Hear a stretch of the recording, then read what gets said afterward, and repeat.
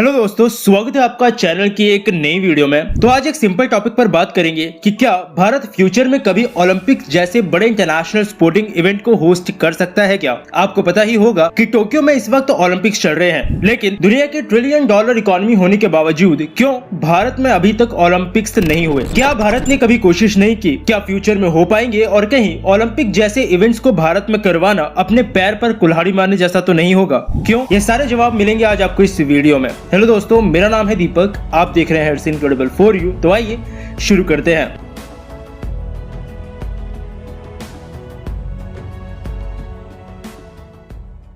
तो ओलंपिक्स की शुरुआत हुई थी 1896 यानी 1896 में एथेंस ग्रीस के अंदर, और हर 4 साल बाद आज ओलंपिक्स किसी न किसी देश में आयोजित करवाए जाते हैं जहां 200 से भी ज्यादा कंट्रीज के एथलीट्स जाते हैं और दुनिया भर की मीडिया इस चीज को कवर करती है। और लगभग हर बड़ा देश इस वक्त तक ओलंपिक्स को आयोजित करवा चुका है, लेकिन भारत ने कभी बहुत बढ़ चढ़ कर ओलंपिक्स करवाने में इंटरेस्ट नहीं दिखाया। तो आखिर क्यों? असल में अगर बात की जाए इंटरेस्ट की, तो हाल ही में 2 बार भारत ने इंटरेस्ट वैसे दिखाया था। साल 2015 में छोटे पैमाने पर भारत ने कोशिश की थी कि 2024 के जो ओलंपिक्स हैं वो भारत में करवाया जाए। दिल्ली या अहमदाबाद शायद ओलंपिक्स के लिए चुने जा सकते थे, लेकिन उसके कुछ समय बाद प्रधानमंत्री मोदी और आईओसी चीफ के बीच हुई बातचीत में ये तय हुआ कि 2024 काफी जल्दी है भारत के ओलंपिक्स के लिए, क्योंकि भारत इतनी जल्दी वो सब चीजें नहीं कर पाएगा जो कि ओलंपिक्स को होस्ट करने के लिए एक कंट्री को करना पड़ता है। उसके बाद साल 2018 में फिर कोशिश की गई कि 2032 के ओलंपिक्स गेम्स भारत में करवाए जाएं, लेकिन फिर से वो चीज सक्सेसफुल नहीं हो पाई, क्योंकि एक बहुत बड़े इंफ्रास्ट्रक्चर की जरूरत पड़ती है ओलंपिक्स को कंडक्ट करने के लिए, जिस वजह से उतना ही ज्यादा खर्चा करना पड़ता है उन गेम्स को प्रॉपरली कंप्लीट करने में। साल 2008 में चीन के ओलंपिक्स में $40 बिलियन का खर्चा आया था। 2012 लंदन ओलंपिक्स में $14.5 बिलियन का, और 2016 के रियो ओलंपिक्स में $13.5 बिलियन के आसपास का। और सब में एक चीज कॉमन थी, वो ये कि कॉस्ट इन सब का ओवररन कर गया था, यानी ये सारे के सारे ओलंपिक्स ओवर बजट हो गए थे। पिछले सालों में हुए वैसे maximum Olympic games over budget हो चुके हैं, और यही चीज टोक्यो ओलंपिक्स में भी देखने को मिली। अब हो सकता है कि आपके दिमाग में ये बात भी आ रही हो कि अगर 15, 20, 25 बिलियन डॉलर्स का खर्चा हो भी रहा है, तो क्या इंडिया इतना अफोर्ड नहीं कर सकता अपनी इकोनॉमी की बदौलत। लेकिन मेन चीज ये है कि जब इस खर्चे के हिसाब से आउटकम को देखा जाता है, यानी जितना खर्चा किया है उसके मुकाबले हमें रिटर्न में कितना प्रॉफिट मिला, तो जवाब यानी आंसर ज्यादातर निराशाजनक ही होता है। ओलंपिक्स या ऐसे ही बड़े इंटरनेशनल इवेंट्स को करवाने के लिए इंफ्रास्ट्रक्चर में जो डेवलपमेंट करने पड़ते हैं, उसमें कई बार नॉर्मल लोगों और एनवायरमेंट को काफी ज्यादा प्रॉब्लम फेस करनी पड़ती है। साल 2014 में रूस में हुए विंटर ओलंपिक्स किसी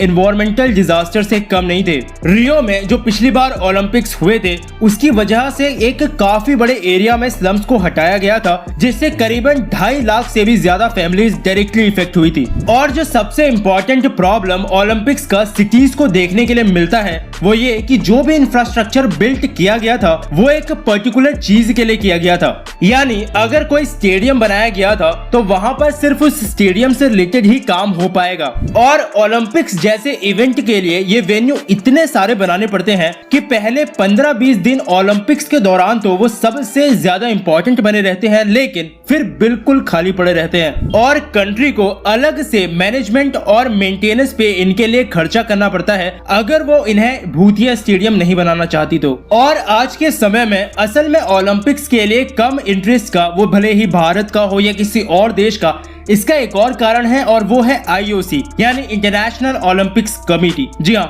ओलंपिक कमेटी ही आज के समय में एक प्रॉब्लम बनता जा रहा है ओलंपिक्स के लिए, क्योंकि बड़ी कंट्रीज जहां ओलंपिक्स नहीं हो रहे हैं या वो इंटरेस्ट नहीं दिखा रही, इसमें असल में आईओसी भी जिम्मेदार है। सिटी या कंट्री के लिए ओलंपिक्स के अंदर जो पैसा यानी रेवेन्यू कमाने का तरीका होता है, उसमें एक बहुत बड़ा रोल होता है राइट्स का।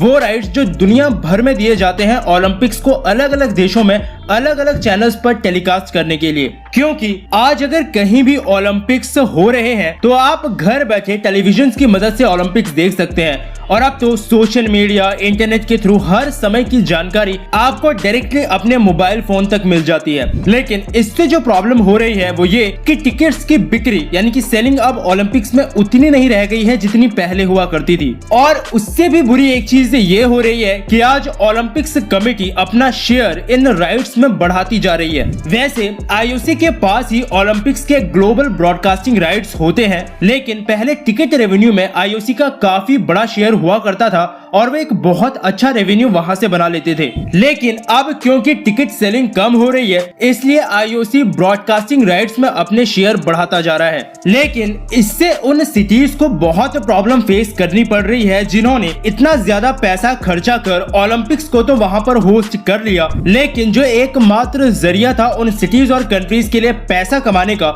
वो भी अब कम होता जा रहा है। और अभी कुछ समय पहले ही होस्ट कंट्रीज को चुनने का मेथड भी आईओसी के अंदर बदला गया है, यानी कि कौन सी कंट्री कब ओलंपिक्स को होस्ट करेगी, क्योंकि उनपे इससे रिलेटेड करप्शन के भी इल्जाम लगे थे कि पैसे लेकर वो कंट्रीज को फेवर किया करते थे। यानी आज कंट्री के अंदर ओलंपिक्स आयोजित करवाना उतना प्रॉफिटेबल नहीं रह गया है जितना एक समय में हुआ करता था, क्योंकि आज फायदे से ज्यादा नुकसान ही इसके देखने को मिल रहे हैं कंट्रीज को। और अब जहां तक बात है भारत की, तो 2 बार हम लोगों ने कोशिश की लेकिन रिजल्ट नहीं मिला, और शायद दिल्ली 2048 के ओलंपिक्स के लिए फिर कोशिश करने वाली है और इस बार शायद स्टेप काफी स्ट्रॉन्ग तरीके से उठाया जाएगा। 2048 के ओलंपिक्स का मतलब ये नहीं है कि 2048 में ही उस सिटी को चुना जाएगा। होस्ट सिटी को चुनने का काम काफी पहले से शुरू हो जाता है, लेकिन फिर भी अभी हमारे पास बहुत समय है, क्योंकि 2048 अभी बहुत दूर है। यानी तब तक जो इंफ्रास्ट्रक्चरल प्रॉब्लम इंडिया में ओलंपिक्स को होस्ट करने के लिए आती है वो तो पूरी तरह से खत्म हो जाएगी। लेकिन जिन चीजों के बारे में अभी हमने बात की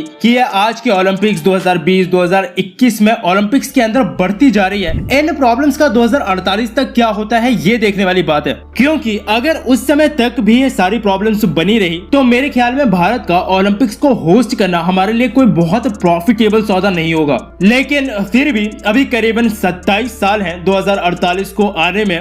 और आपको क्या लगता है कि क्या दिल्ली को 2048 ओलंपिक्स के लिए बिडिंग करनी चाहिए? अपनी राय मुझे नीचे कमेंट सेक्शन में जरूर बताइएगा। बाकी तो इस वीडियो के लिए इतना ही। मिलता हूँ आपसे एक और नए इंटरेस्टिंग टॉपिक की एक नई वीडियो के साथ। तब तक के लिए अलविदा।